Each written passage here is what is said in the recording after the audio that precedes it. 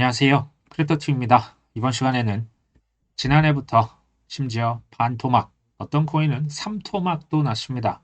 그럼에도 불구하고 계속 매수했던 9개 코인에 대해서 얘기를 드려볼까 합니다. 살펴보시죠. 먼저요, 알트코인 시즌 지수. 여기는 이제 코인 마켓캡이라고 하는 업체에서 알트코인 시즌 지수를 사실은 매일 발표를 하고 있죠. 23이다라고 했는데요. 알트코인 시즌 지수가 23이다. 100점 만점에 23점이라는 얘기입니다. 이게 조금 오른 겁니다. 이게 참 처참한 수준이죠. 그러니까 이런 지표도 있구나. 그러니까 우리가 뭐 조금 올랐다고 이렇게 막 흥분하시기보다 지금 여전히 바닥에서 계속 헤매고 있구나. 우리가 항상 투자할 때 메타인지를 올리셔야 돼요. 이거 꼭 내 돈 아닌 것처럼. 제가 최근에 이제 금을 팔았던 얘기 계속 들은 이유가 금은 지금 사람들이 살려고 지금 눈에 거의 뭐 약간 빨간 눈으로 지금 뭐 레이저 쏘고 있지 않습니까? 그때 살살살 분할로 털고 나오자. 지금 이제 올해 코인 얘기하는 겁니다. 비트코인 지수는 없냐? 있습니다. 이게 바로 크립토 공포 탐욕 지수입니다. 이 크립토 공포 탐욕이란 얘기를 했지만 사실상 비트코인 지수라고 보시면 됩니다. 현재 비트코인과 같은 경우는 100점 만점에 29점. 25점을 넘어가면 극도의 공포는 이제 넘어섰지만 여전히 공포에 속해 있다라고 보시면 되겠죠. 저도 이제 이런 생각을 했었고요. 예전부터 제가 비트코인 1억은 솔직히 찍는다면 저는 이제 가만히 있지 않을 거다. 어떤 분이 이거 되게 웃으시더라고요.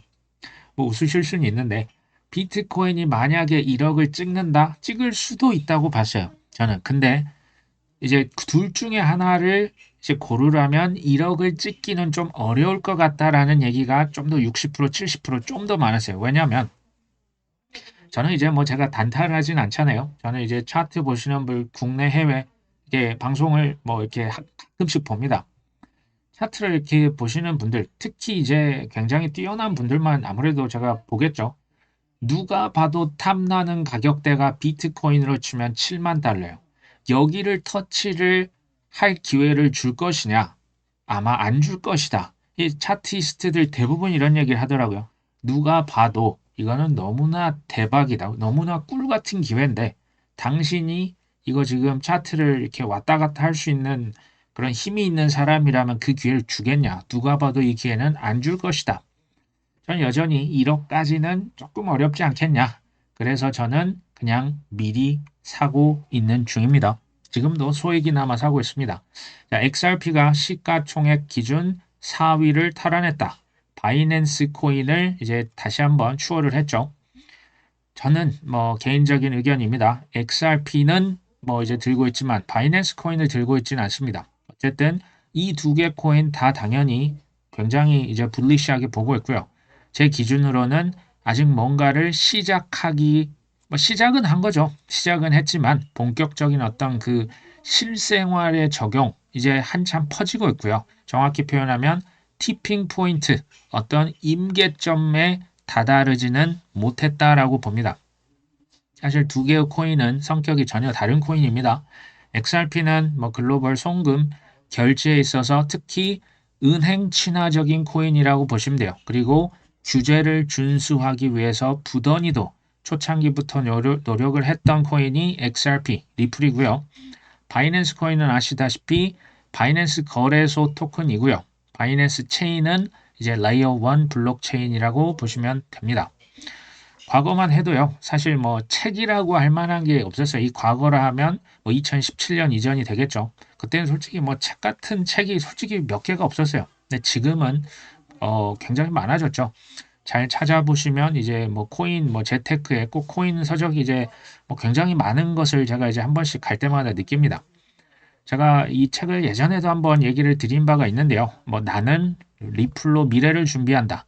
제가 뭐 책팔이 홍보하려고 하는 건 아니고 홍익희라고 하는 분도 제가 뭐 개인적으로 당연히 모릅니다. 예전에 뭐 이렇게 연사 초청하기도 이제 시도조차 안 하셨던 분이에요. 저 전혀 몰라요. 근데 왜 얘기를 하냐? 리플이라고 하는 코인에 대해서 우리가 유튜브에서 들어서 아니면 뭐 기사 한두 번 봐가지고 이렇게 막 알게 모르게 지식들이 파편화돼 있어요. 여기에 이제 물렸던 기억도 있고 굉장히 애증의 코인이잖아요. 근데 이 리플이라고 하는 코인에 대해서 가장 심플해요. 그러면서도 핵심적인 내용, 그 역사에 대해서 한 권으로 뭐 그렇게 두껍지는 않습니다. 아마 그래도 좀 비교적 이렇게 쉽게 읽으실 수 있는 책 한 권으로 정리를 뭐 가장 잘 된 책이라고 저는 봐요. 제 핵심은 이거예요. 이걸 뭐 투자해라 말아라 이전에요. 최소 리플 XRP가 뭔지, 얘네 장점과 단점이 뭔지, 누가 세웠고 뒷단에서 무슨 일이 있었고 앞으로 어떻게 될 것인지 그러면 대략 짐작이 되거든요. 알고 투자는 스스로 결정을 하셔야겠죠. 가끔 여쭤보시던데 이게 뭐 그 대형 출판사나 대형 서점에서 사실 순 없고 조금 불편해요. 조금 이제 중소형 이제 막 신생 업체에 갔습니다. 뭐 어스 캠퍼스, 어스 플러스라고 하는 이제 뭐 단독 계약을 해서 좀 저도 사는데 조금은 이제 애를 먹었던 기억이 있습니다. 이런 얘기를 제가 계속 드리는 이유는 비트코인, 이더리움, 솔라나 XRP를 만약에 제대로 아신다면 반토막, 삼토막이 났다고 해서 패닉셀을 저는 안 할 거라고 확신을 합니다. 그리고 제대로 알면 알수록 이게 이제 손해를 봤다가 본전에 가까우면 아이 무서워하면서 이제 전략 매도하고 전 도망치지 않을 거라고 보는 거예요. 뭐 10%, 20%, 30%이 정도 수익에 전략 매도 않을 것이다라고 저는 이렇게 보는 겁니다. 지식은 힘이 될 수가 있습니다. 그리고 최소 우리가 뭐 10%, 20%가 아니고 최소 수백 프로 또 이제 시간에 따라서는 경우에 따라서는 수천 %를 가져갈 수 있다. 단 뭐 이제 단기간에 이제 노리는 것은 조금 무리가 있겠죠. 새해 맞이 겸 최강권 주식 한번 보시면 어떨까 하는 생각에 얘기를 드려봤습니다. 최근에 뉴스인데요. JP모건에서 XRP 레저 시스템을 통합할 것이다라고 얘기가 나오고 있습니다. 그러면서 보여주기식의 선택이 아니다. JP모건이 XRP 레저를 자사 재무 시스템에 통합하려고 하는 움직임이 포착이 됐거든요. 이것은 단순한 어떤 실험적인 것이 아니고 글로벌 금융 결제 인프라의 근본적인 지각 변동을 이게 하고 있다. 사실요, 그 비자 카드, 마스터카드 있잖아요. 신용카드는 사실은 원수 같은 존재가 뭔지 아십니까? 바로 스테이블 코인이고 퍼블릭 블록체인이요. 왜냐하면 신용카드가 지난 수십 년간 호령을 했던 전 세계 신용카드 망이 있잖아요. 그러면서 막대한 수수료를 정말 싹쓸이 했습니다. 근데 스테이블 코인이 오고 퍼블릭 블록체인이 나오면 신용카드는 솔직히 무용지물이 될 수밖에 없어요. 뭐 속도나 아니면 이제 그 수수료나 모든 뭐 편의성이 있어서요. 그래서 지금 신용카드는 스테이블 코인과 퍼블릭 블록체인을 제가 기억에 지지난 하락장부터 한 2018년, 19년 계속해서 스테이블 코인, 퍼블릭 블록체인과 제휴를 맺었습니다. 뭐 저가의 동침이라 보시면 되고요. JP모건은 어땠냐? 기억나십니까? 2020년 12월 달 제이미 클레이턴 당시 SEC 위원장이 정말 뭐 출근하는 마지막 날 리플의 고소장을 날리고 그만뒀습니다. 이게 정상적이지 않다라고 하는 건 누가 봐도 알 수 있습니다. 근데 그 당시 SEC는 누구의 로비를 많이 받았을까요? 당시 이제 민주당 이제 집권 바이든 정권이죠. 그리고 민주당은 또 누구에 의해서 로비를 많이 받습니까? JP모건, 뱅크 오브 아메리카 같은 대형 은행, 쉽게 말하면 기득권에 의한 로비를 많이 받았습니다. 지금 뭐 리플은요 이미 300개 실은 이게 뭐 몇 년 전 버전이에요. 정말 전 세계 글로벌 수백 개 이상의 금융 기관들은 리플넷, 리플망, 리플 기술을 괄호 열고 닫고 안 쓰면 바보입니다. 제가 가장 간단하게 그냥 설명을 드리려고 하는 겁니다. 그러면서 JP모건의 이런 행보는 이게 뭐 보여주기가 아니고요. 리플 스택에 대한 직접적인 통합. 이게요, 그냥 API라고 해서 뭐 전체 금융 시스템을 다 뭐 뜯어내는 게 아니에요. 리플의 장점은 그냥 그 이제 소프트웨어를 그냥 갖다가 기존 은행 그 소프트웨어에 그냥 갖다 복붙해서 붙여넣으면 되는 거예요. 굉장히 쉽습니다. 이걸 뭐 전반부터 그냥 처음부터 다 이제 뜯어 고친다면 이제 은행 그 보수적인 기관들이 이거 시도나 하겠습니까? 이 굉장히 리플이 애초부터 은행권, 기득권, 규제 친화적인 이제 어프로치를 했기 때문에 이게 지금 이제 조금씩 그 발자국을 넓혀왔는데요. 이제는 뭐 거의 끝판왕이라 할 수 있는 JP 모건도 XRP 레저를 안 쓰면 손해인 거예요. 그래서 이제 집어넣은 겁니다. 그래서 단순한 뭐 코인 전송망에서 끝나는 것이 아니고요. 글로벌 뱅킹, 실물 경제의 배관, 그러니까 뭐 코인 내에서 그리고 이제 디지털 자산 또는 실물 자산 왔다 갔다 화폐들을 해줄 수 있는 브릿지 역할. 이게 바로 XRP의 리플사의 역할입니다. 과거에 뭐 1971년부터 썼던 것. 그러니까 이제 가치라고 하는 것이 이제 그 전송을 시켜야 되는데 정보의 전송은 이루어졌죠. 무엇 때문에? 인터넷 때문에. 정보는 전달하는데 왜 돈은 전달이 이렇게 안 되냐? 스위프트망은 1971년도부터 썼던 구닥다리 뭐 팩스머신이라 보시면 돼요. 그러니까 돈을 보내는데요. 비유로 쓰면 편지 쓰는 겁니다. 근데 이제 해외 편지를 쓰는데 이게 어느 우체국 어떤 기관에 갔다가 그 내가 이제 미국에 있는 우리 아들한테 그 편지가 가는데 얼마나 걸리는지 며칠이 걸리는지 지금 어디 은행에 지금 이게 파킹이 되어 있는지를 우리가 알 수가 없어요. 감감무소식입니다. 근데 수수료는 중간에서 이것저것 다 떼면 최소 6%에서 20%에 달했어요. 스위프트 시절입니다. 그리고 이제 며칠간 이제 정말 물음표죠. 그냥 기다릴 수밖에 없는 상황인데 리플렛을 한마디로 표현하면요. 카카오톡 채팅이라 보시면 돼요. 뭐냐면 A은행에서 한국의 A은행에서 이제 미국에 있는 B은행에 우리 지금 달러로 2,000달러 보냅니다. 2,000달러요? 그러면 이제 언제 보내요? 지금 보냅니다. 그러면 그걸 딱 이제 보낸다 하고 쏘고요. 그것을 정산까지 하는데 1분이 채 안 걸려요. 실시간 정산, 실시간 확인, 지금 어느 단계에 있는지 투명하게 바로 알 수 있습니다. 우리 꼭 택배 배송하면 지금 뭐 김포에 있습니다. 어디에 있습니다. 이거 우리가 지금 볼 수 있는 것처럼 너무너무 이거 그러니까 안 쓰면 바본 거예요. 수수료 1% 이하입니다. 그러니까 이게 뭐 예전 스위프트랑은 뭐 비교할 수가 없는 거죠. 유일한 문제라고 할 수 있는 것은 너무나 혁신적이었기 때문에 규제의 벽에 항상 번번이 무릎을 꿇었던 곳이 바로 리플입니다. 근데 지금은 아시죠? 그 규제에 100%라고 하려 하다가 아직 뭐 100%는 아니고 이제 99%는 사실 저는 이미 해소가 됐다. 이미 뭐 ETF가 나왔죠. 그래서 이번 통합은 단순한 거래량 증가가 아니라 시장에 던지는 강력한 신호고 이제 G 트레저리 시스템의 이동, 이거 이제 JP 모건 시스템에 리플 API를 그냥 갖다 붙여버린 거예요. 해당 인프라가 이제 안전하고 빠르고 확장 가능하다는 사실이 입증이 되었을 때만 이런 일이 발생할 수 있다. 리플은 뭐 이미 사실 뭐 JP 모건 이전부터 뭐 지난 뭐 한 7, 8년간 견고한 인프라를 이미 구축을 해왔고요. 이제는 투기적인 자산이 아니고 보다 금융 시스템의 기반 레이어다. XRP 레저, 리플망의 펀더멘털은 급격히 성장을 하고 있고요. 이제 다른 코인들이 지금 헤매고 있는 동안 XRP망은 업계 최고 수준의 완성도를 유지하고 있다. 그리고 보안은 한층 당연히 강화가 됐고요. 실은 프라이버시 기능도 여기 이제 추가가 됩니다.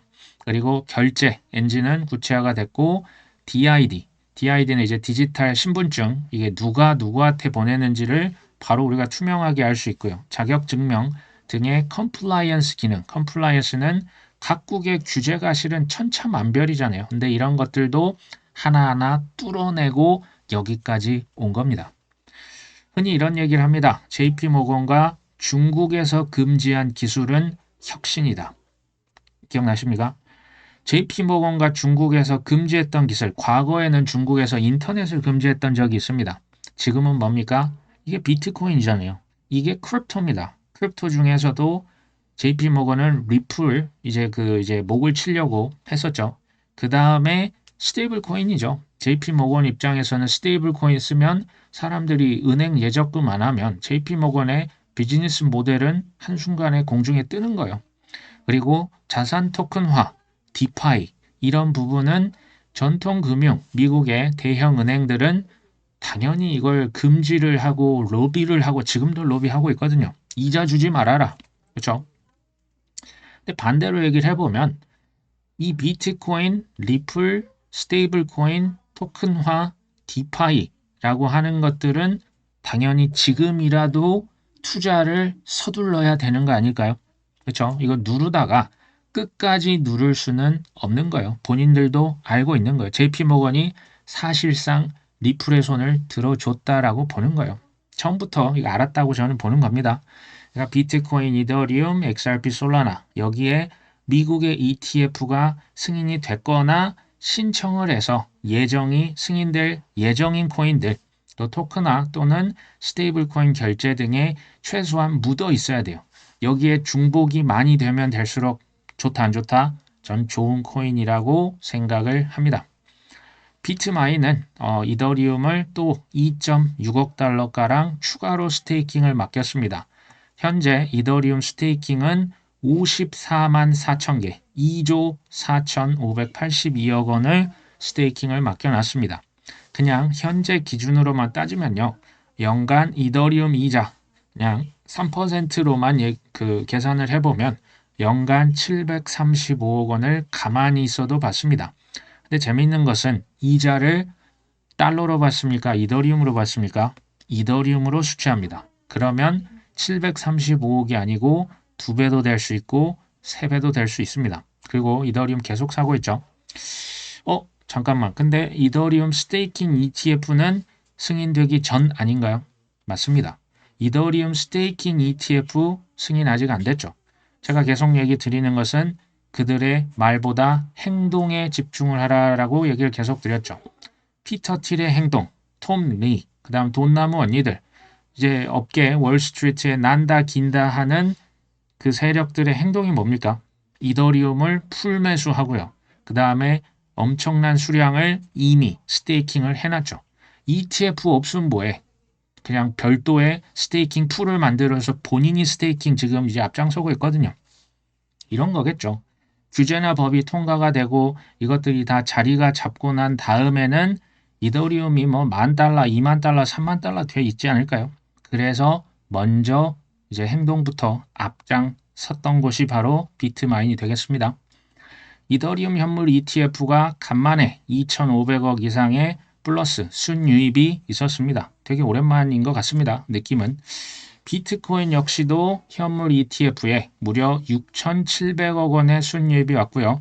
그 중에서도 압도적인 물량은 블랙락과 피델리티에 집중이 됐습니다. 이것도 뭐 느낌적인 느낌은 정말 간만에 이제 비트코인 ETF 발행사 이제 플러스가 됐다. 근데 이게 뭐 일희일비 할 수는 없는 거고요. 좀 많이 들어왔네. 조금 이제 뭐 좋아졌네. 이런 느낌으로만 그냥 보시면 되겠습니다. 그리고 최근에 이제 반 코인 성향의 SEC 위원이 있습니다. SEC 위원 뭐 제 기억에 5명인가요? 이제 이런 분들이 이제 뭐 ETF를 승인하냐 이제 뭐 주요 이제 의사 결정권 있는 분들 있죠. 그 중에 한 명이 반 코인 인사가 있으셨어요. 이분이 캐롤라인 크랜쇼인데요. 이분이 이제 퇴임을 했습니다. 코인은 이제 카지노처럼 보이기 시작했다라고 얘기도 이제 하셨던 것 같습니다. 반코인 인사들이 이제 한 명씩 더 그만두고요. 뭐 CFT 위원장, CFTC 위원장, 그다음 뭐 비서실장, 뭐 장관들, 차관들 뭐 이런 사람들은 거의 대부분 국회의원들도 지금 친코인이 훨씬 더 많아졌거든요. 반대로 생각하면 이렇게 지금 친코인으로 지금 뭐 정부도 바뀌었는데 크립토 규제라고 하는 것은 생각보다 속도가 너무 느리다. 그래서 우리가 이제 찐이 빠질 뻔한 거죠. 실망할 법도 합니다. 저는 그럼에도 한순간 급변할 수 있다라고 봐요. 근데 그 시점을 우리가 알 수는 없기 때문에 저 같은 경우는 미리 선점하고 자리 깔고 앉아 있자라고 하는 전략이고요. 어떤 분들은 이제 모멘텀 매매 전략도 실은 있어요. 단기 트레이딩이라고 해서 뭐 다 나쁜 게 아닙니다. 모멘텀이라고 하는 것은 뭐 이평선을 뭐 깨고 올라가는 순간 그때 이제 사는 거고 이평선 뭐 200일 이평선 이런 게 이제 떨어지면 나는 이제 그럼 바로 이제 판다. 뭐 이런 분들도 있습니다. 이것은 본인께서 선택적으로 하시면 되는 겁니다. 단기 트레이딩을 하실 거면요. 미리 손절 라인을 잡고 들어가셔야만 저는 단타의 자격이 있다라고 봐요. 손절 라인 못 잡고 가면 정말 큰일 날 수 있습니다. 이거는 이제 그 변화라고 하는 게 천천히 하지만 또 갑자기 SNS 뭐 전 세계 많이 쓰지 않습니까? 그래서 덴마크라고 하는 국가에서는 우편 편지 제도를 폐지합니다. 무려 400년 넘게 이어온 그러니까 이제 편지 쓰는 거, 편지 배달 이제 안 한다라고 선언을 한 겁니다. 온라인 소통이 주를 이루면서 편지 배달 수요가 급감해서 적자가 너무 커져서 이제 견딜 수 없었다. 근데 이게 유럽의 다른 국가들로 확산이 될 것 같다. 이런 얘기입니다. 인터넷 발전이 되기만 전만 해도요. 사실 오프라인 세상이었지 않습니까? 지금은 오프라인도 있고요. 온라인도 있습니다. 이제 코로나 이후로 온라인의 이제 가중치가 더 많아졌죠. 앞으로 이제 더 어떤 세상으로 가냐? 저는 오프라인이 더 많이 줄어들고요. 온라인 당연하고요. 온체인이 될 겁니다. 그리고 AI가 온체인과 만나는 거죠. AI들도 경제활동 하지 않습니까? 이 경제활동이 나중에 이제 어느 지경까지 간다? 저는 메타버스까지 갈 거라고 보는 거예요. 이건 조금 시간이 걸릴 수 있습니다. 변화 속도가 느린 듯 하지만 사실 막상 눈을 탁 떠보면요. 발등에 불처럼 팍 떨어질 겁니다. 저 이제 신문을 한 번씩 보다가 이제 지난주에 이런 기사를 봤어요. 전문직도 AI 때문에 벌벌 떨더라. 그래서 갈 곳을 못 찾는 수습 회계사 또는 변호사 문제다. 그러니까 이제 회계사 자격증, 변호사 자격증을 어렵게 땄는데 따면 뭐합니까? 수습을 해서 취업이 돼야 되는데 안 뽑아준다는 거예요. 이제는 그 업체들도 이제 소위 뭐 기업의 변호사, 뭐 법무법인 하나씩, 뭐 2개씩 이렇게 이제 보통 이제 그 고용을 해서 서비스를 받지 않습니까? AI로 표준계약서, 뭐 이거 내가 점검해야 될 거 체크해줘. 이런 식으로 쓰다 보니까 회계사, 변호사 찾는 비중이 압도적으로 줄어들고 있다라고 이게 이미 현재 진행형입니다. 작년에 자격증을 딴 1,000명의 백수가 있대요. 회계법인에서 사람을 안 뽑는데 어떻게 하겠습니까? 그렇죠? 저는 이게 개인적으로는 좀 더 와닿았어요. 저는 이제 과거에 이제 학창 시절에 이제 그때 이제 문과는 보통 법대, 뭐 지금도 의대를 희망하지만 저도 이제 법대를 가야 되는 거 아니야 생각을 했었거든요. 근데 안 가길 잘했다라는 생각도 사실은 들어요. 변호사는 상대적으로 의사에 비해서 오랜 전부터 희소성이 좀 많이 이제 좀 떨어진 감이 있습니다. 저는 이제 경영대에 진학을 했었는데요. 그때 당시만 해도 대세는 당연히 회계사였어요. 그러니까 둘의 하나는 붙든 떨어지든 일단 회계사를 따고 이게 안 되면 그냥 뭐 취업을 하는 쪽으로 갔던 기억이 납니다. 처음으로 제가 취업을 하려고 했을 때가 2000년대 중후반이었어요. 근데 그때 제일 잘 나갔던 산업이 뭐였는지 혹시 기억나십니까? 그때 정유사였습니다. 그때 증권사였고요. 또 하나는 은행업이었어요. 또 하나 물론 건설업도 있었지만 특히 요 세 가지. 근데 정유회사, 뭐 요즘 정유회사라는 표현 씁니까? 뭐 다 에너지 기업이라고 표현을 아마 할 거예요. 이제 아무래도 그 중동에 있는 그 오일 그 부국들 있잖아요. 뭐 석유가 영원할 수 없기 때문에 이미 사양 산업이 돼서 다른 살 길을 찾아가기 위해서 동분서주하고 있죠. 차라리 원자력 쪽이 좀 더 지금 SMR이라고 해서 각광을 받고 있고 증권회사에 제가 가자고 생각을 해봤는데 지금 차라리 안 가는 게 낫다. 지금 제 나이면 이미 퇴출이 되고도 남은 나이에요. 증권사는 나이 40만 넘으면 쉽게 말하면 감 떨어진다 해서 실제로 많이 잘립니다. 그러니까 저는 이런 생각이 드는 거죠. 전문직, 자격증 이런 것들이 우리의 삶을 지켜줄 수 있을 것이냐. 지금 아시다시피 뭐 AI 시대고 이제 뭐 AI 뭡니까? 에이전트, 피지컬 AI 시대가 이제 본격적으로 올해부터 펼쳐질 거라 봐요. 여기에 크립토가 당연히 경제적인 인센티브, 뭐 결제, 스테이블 코인은 당연히 이제 같이 붙어서 갈 겁니다. 저는 이런 시대에는요. 열린 사고, 이게 이제 반대로 제가 얘기를 드리겠지만 여기서 기획력이 어마어마하게 중요합니다. 기획력. 그리고 기획력보다 실은 더 중요한 게 저는 실행력이라 봐요. 그냥 일단 저지르고 보는 게 앞으로의 시대에서는 훨씬 더 유리해질 수밖에 없다. 그리고 과거, 현재가 아니고요. 미래를 지향하셔야 돼요. 그리고 이왕이면 긍정적인 게 좋다. 반대로 가보겠습니다. 앞으로 힘들어질 분들의 특징은요. 열린 사고의 반대말은 꽉 막힌 사고예요. 항상 옛날 얘기 하시는 거야. 옛날이 잘 나가는데 이게 옛날에 먹혔는데. 그리고 실행력 갑의 반대말은 완벽주의입니다. 완벽주의는요. 이게 어떤 면에선 좋을 수도 있는데 반대로는 실행력이 떨어져요. 완벽해질 때까지 기다리면 앞으로는 더 어려워질 수가 있다라고 저는 생각해요. 그리고 과거에 점점 집착을 하고 비관적이면 당연히 투자에서도 저는 이제 별로 안 좋다라고 봅니다. 이왕이면 긍정적인 게 좋죠. 하지만 맹신, 덮어놓고 믿는다, 망상이 아니고요. 현실적인 것에 당연히 기반을 깐 그 믿음이 저는 당연히 필요하다고 보고 있습니다. 지난 1년 굉장히 쉽지 않았습니다. 그렇죠? 24년 11월 트럼프 랠리 이후에 이건 뭐 랠리라고 할 만한 게 실은 이렇게까지 안 나온 해가 있었나라는 생각이 실은 듭니다. 그럼에도 불구하고 최근까지도 꾸역꾸역 매수하고 있는 코인 9가지를 한번 제가 그냥 얘기를 드려볼까 합니다. 이게 뭐 지금 사자 말자가 아니고요. 지금부터 한번 고민을 해보시면 좋을 것 같아요. 첫 번째는 XRP입니다. 두 번째는 비트코인입니다. 제가 뭐 설명을 안 해도 되겠죠.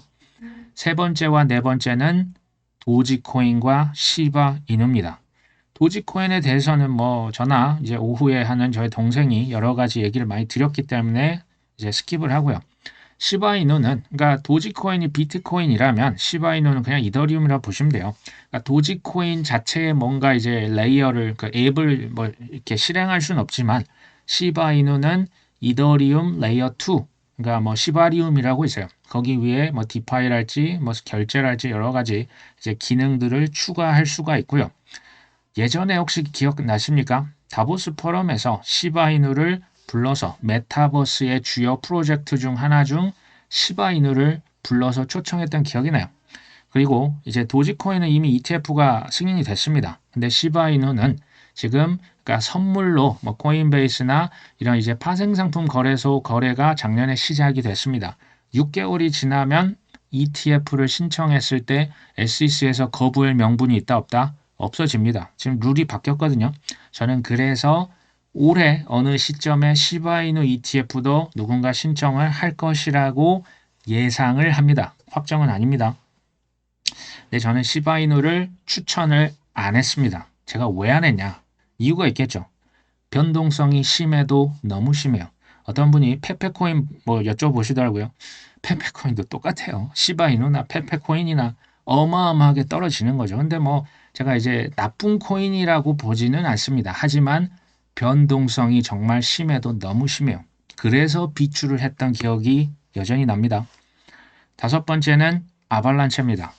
그러니까 우리가 알트코인 살 때요. ETF가 신청이 미국에서 안 들어갔다. 일단 저는 보수적으로 그냥 일단은 빼라고 얘기를 드리고 싶어요. ETF가 있고 없고의 차이는 엄청 커요. 그것 못지않게 좋은 또 하나의 기준은 DAT 기업이 있냐 없냐. 이거 아발란체 산 기업이 있냐 없냐. 아발란체는 이 두 가지를 이제 그 ETF는 아직 승인은 아니지만 신청을 누군가 했죠. DAT 기업이 나온 걸 제가 이제 기억이 납니다. 그리고 기관 친화적이고요. 레이어 1이죠. 프라이빗 체인처럼 이제 소위 말해서 그 커스터마이징이 가능해요. 그러니까 개별적으로 이걸 수정할 수 있는 기능들이 아발란체 서브넷을 통해서 가능합니다. 그리고 뭐 토크나 자산 토크나에도 쓰일 수 있고 게임에도 쓰이고요. 디파이나 뭐 스테이블 결제 여러 가지에 이제 좀 고루고루 쓰일 수가 있습니다. 여섯 번째는 헤데라입니다. 헤데라도 누군가 ETF를 지금 신청을 이미 해놨습니다. 그리고 여기는 이제 그 운영위원회라고 해서 그 노드들이 저 뭐 구글이다, IBM이다, 우리나라의 뭐 저 신한은행, LG, 뭐 보잉, 비행기 회사, 전 세계 이제 네로라는 기업들이 여기 다 노드 그 운영자로 들어가 있어요. 그러니까 기관 친화적인 이제 레이어 1 중에 하나라 보시면 돼요. 효율이 이제 막강합니다.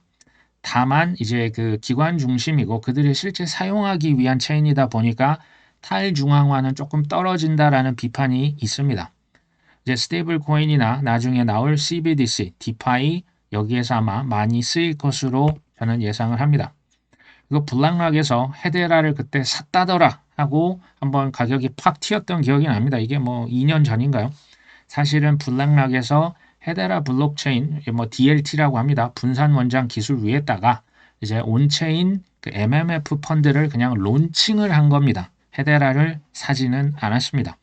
카나리 캐피탈이라고 하는 데서 헤데라를 ETF로 지금 신청을 했고요. 로빈후드에도 제가 상장이 됐다라는 것까지는 확인을 했습니다. 별도로 한 번 더 이제 찾아보시면 당연히 좋겠죠. 매수코인 7번째는 니어 프로토콜입니다. ETF 누군가 지금 2개사로 제가 기억을 하는데요. 신청이 이미 들어가 있고요. DAT 기업도 하나가 이미 나와 있습니다. 니어 프로토콜 저는 이제 비텐서 타오도 좋게 봅니다. 근데 AI 에이전트 그리고 프라이버시 기능까지 갖춘 이제 몇 안 되는 저는 이제 레이어 1 블록체인 중에 하나라고 생각을 하고 있습니다. 그 다음은 SEI입니다. SEI입니다. SEI. 이 체인은 이제 레이어 1인데요. 또 이제 빠른 체인들이 있는데 단연 빠릅니다. 솔라나보다 더 빠른 게 전 SEI라고 보거든요. ETF가 여기도 이제 한두 개 회사가 들어간 걸로 알고요. 신청은 들어갔고요. 서클과 코인베이스에서 이제 초기에 투자를 진행을 했던 것을 제가 봤습니다. 다만 이제 시가총액이 좀 낮고요. 매월 1%에서 1.8% 언락, 그러니까 토큰 공급이 시장에 뿌려집니다. 이런 것들은 뭐 가격적으로 조금 이제 뭐 상승장이 아니라면 조금 조정을 받을 여지가 있습니다. 9번째는 온도 파이낸스입니다. 그냥 온도 파이낸스를 한마디로 해라. 이제 나스닥에서 뭐 주식 사고 팔고 ETF 사고 팔고 하지 않습니까? 나스닥 2.0이라 보시면 돼요. 여기는 온체인화한 주식이다, ETF다. 여기 이제 뭐 채권도 들어가고 뭐 이제 달러도 왔다 갔다 합니다. 그다음 이제 자산 토큰화의 그냥 대장주라고 보시면 되겠죠. 하지만 매년 1월 18일에 대규모 언락이 있어요. 공급 폭탄이 한 번씩 쏟아집니다. 이것은 감안을 하셔야 된다. 제가 이걸 얘기를 드린 이유는 지금 이걸로 충분하다가 아니고요. 하나씩 공부를 해 보시면서 신중하게 보수적으로 접근하셨으면 좋겠어요. 어차피 이걸 뭐 다 산다라고 하는 게 별로 뭐 도움이 안 되거든요. 그리고 비중을 조절하시는 게 좋겠다. 제가 아까 초반에 말씀드린 그쪽에 아마 저는 이제 그 금액이 좀이 아니고 많이 많습니다. 그리고 이제 그 안 망할 코인의 한 90% ETF가 들어가고 DAT가 있고 지금 당장의 가격보다는 이 코인이 이제 그 펀더멘탈이 튼튼하냐 아니냐를 결정을 하시고 안 망할 코인의 90% 이상 망할 수도 있는 코인 예를 들면 뭐 밈코인이 될 수도 있겠죠. 그런 코인은 10%, 뭐 많으면 한 20% 하시면 어떨까? 이 반대로 하시는 분들도 실은 종종 눈에 띄십니다. 망할 수 있는 코인의 90%를 넣고 안 망할 코인, 뭐 비트코인, 이더리움, 솔라나, XRP는 한 10%밖에 없다고 해도 저는 그래도 늦지는 아직 않았다. 뭐냐면요. 이게 이제 생각하기 나름인데요. 투자의 8알은 심리거든요. 근데 왜 우리가 항상 이렇게 쫓기는 듯이 투자를 하고 이제 포머를 이기지 못하거나 패닉셀을 이기지 못하냐? 이게 항상 3달 안에 승부를 보려고 하시는 거예요. 올해 안에 항상 승부를 보여 6개월 내에 보겠다. 요게 힘든 겁니다. 올해 이제 짧게 봐도 저는 올해 그냥 1년 내내 보셔도 충분하다라는 생각이 들어요. 그리고 길게 보면 뭐 29년, 30년까지 보시면 사실은 지금 이 가격은요. 지나고 나면 좋은 코인은 축복이었다라고 저는 반드시 회상이 될 거라고 생각을 합니다. 저는 이제 비트코인 2018년, 19년 지금 비트코인 가격이거든요. 저는 지금 이런 느낌을 드는 거예요. 그러니까 정확히 이렇게 반복되는 건 당연히 아닙니다. 근데 이제 역사가 좀 엇비슷하게 가지 않습니까? 이게 이제 2018년 11월 달 비트코인이 이때 우르르 내렸던 것이 흘러내렸던 것이 작년 10월 10일 대청산이라는 생각이 들고요. 지금 우리가 뭐 살짝 빨간색이 지금 들까 말까 하는 것은 현재 1번 구간 또는 2번 구간 또는 3번 구간. 근데 개인적으로는 아직 3번인 것 같지는 않아요. 지금 1번 아니면 2번인데 굳이 이제 우선순위를 하면 저는 한 1번 어디께쯤 있다라고 봅니다.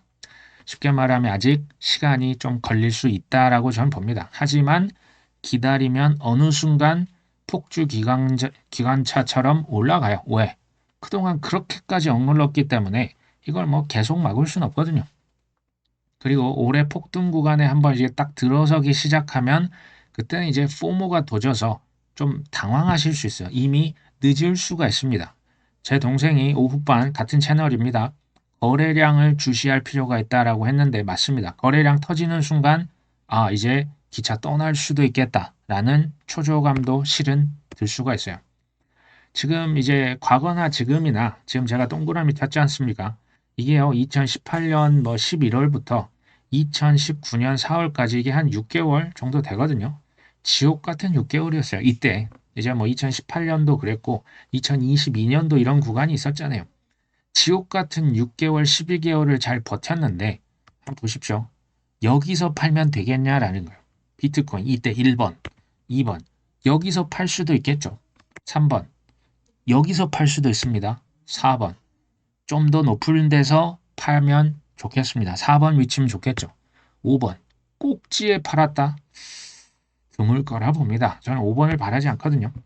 어쨌든 우리가 여유 있게 좀 마음에 이제 여유가 있어야 하면서 이제 막 그 초조해하면서 파는 것과 그래 좀 팔아볼까 하면서 파는 것은 이건 근본적으로 다르거든요.